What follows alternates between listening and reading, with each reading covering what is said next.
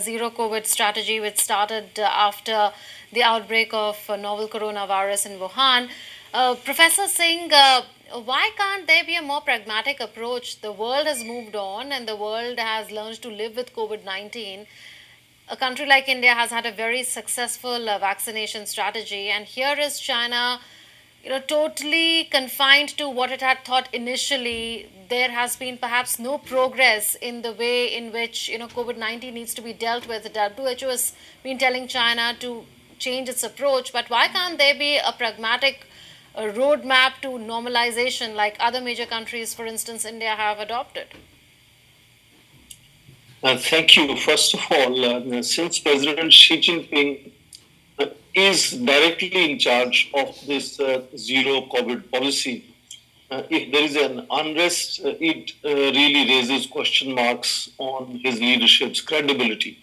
And he has repeatedly mentioned that lockdowns and these zero COVID policies are directly his direction. And the Shanghai party chief, who had successfully done the lockdown for 2 months, was given promotion in the last party congress. But something is interesting to see, which is making these protests unusually something of attraction around the world. First of all, China has had protests always. And the Ministry of Public Security used to even publicize the number of protests in terms of hundreds of thousands of protests happening, except that these are protests happening by the middle class, by the educated, by the rich people, by the middle class in urban centers. And that not only undercuts the credibility of the party, which has showcased this rising urban centers and middle class as success story, and that constituency seems to be now showing certain displeasure on this. Second, as your reports are highlighting, the impact that this unrest has worldwide, whether in terms of even the slump in oil prices, the slump in stock exchange, dollar dropping, yuan dropping, global markets being uncertain. So, in that sense, China being the second largest economy, unrest like this and the impact on production has implications everywhere else. It could have even positive spin-off, like you mentioned, India's case being completely opposite here, of growth rates being higher and stock exchange responding very differently. So in that sense, I think it really requires a bit of, as you mentioned, course correction here, because numbers have constantly been going up in China, 40,000 cases crossed. And that means that the lockdown policies have not really been able to deliver the way they thought they will be delivering. And in most countries, actually, if you remember, protests in Brazil were happening widespread. So COVID-19 has created situations like this, except that China's case is slightly different in terms of global impact that it has, and in terms of the kind of lack of transparency in knowing what is happening on the ground, and the suspicions that it raises around the world as to what it means in terms of political stability or regional impact. And I think that really calls for course correction, and I'm sure China's surveillance system is so strong that they are fully aware of the sentiments on the ground. I'm seeing the social media in China even talking of, I don't know if one can rely on these things, the huge awards for informers of people who can, tell the government on certain, phone lines and then contact lines given where they can report, and that kind of all kinds of measures are being taken. But China's control on population is very strong, so they will have a very quick response to what is happening on the ground. But fundamentally, the disease has to be kept in control, and that requires course correction. I think is something which really is something important now. Yes, we've seen so much of crackdown on dissent.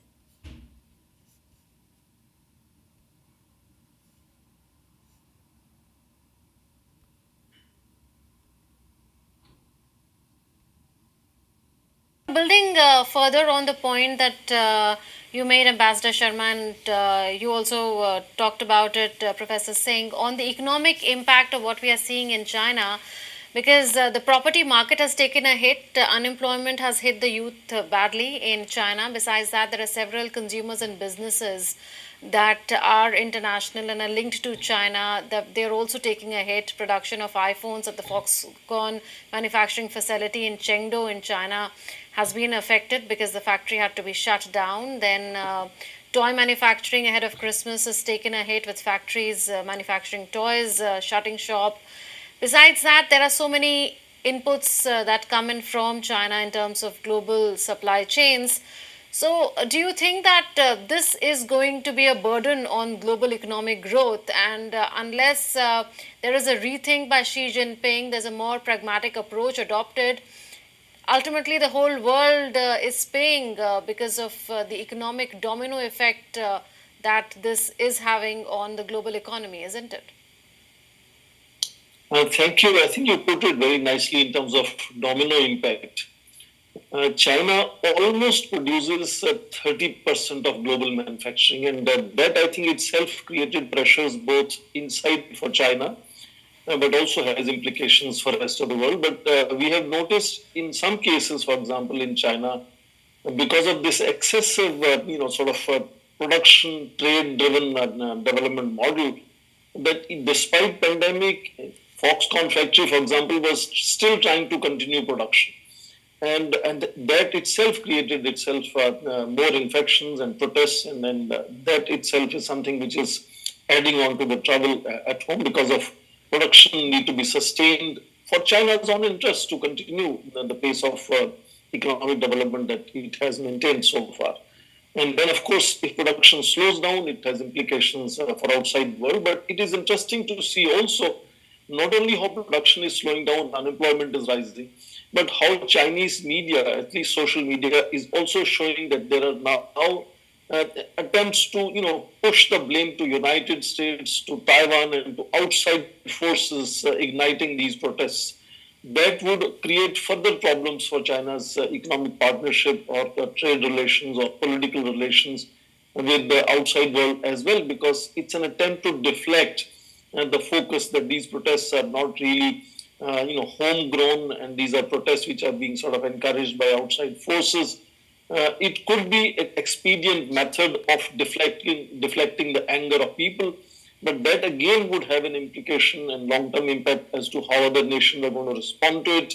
Of course, other nations are also going to constantly be now, more conscious. They are already pandemic has made already the world conscious of excessive dependence on manufacturing in China. So some factories are, upstaking business, moving to other places. Japan last year had even announced $2 billion of assistance to companies that want to move out of China to other places.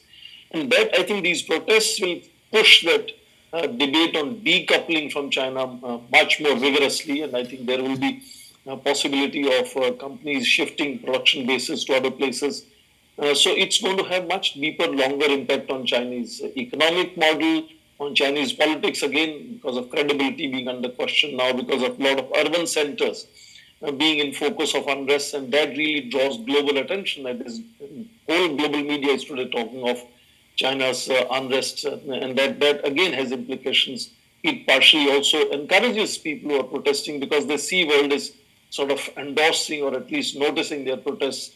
That makes China's challenge very severe, but China over years has enormous surveillance capabilities, as I keep underlining, and I think they will really find some ways of either controlling it or better doing course correction on finding new methodologies where they are able to sort of respond to people's voices. These protests are really becoming much more vigorous and noticeable around the world, and that should be a matter of concern for China. Ambassador Sharma,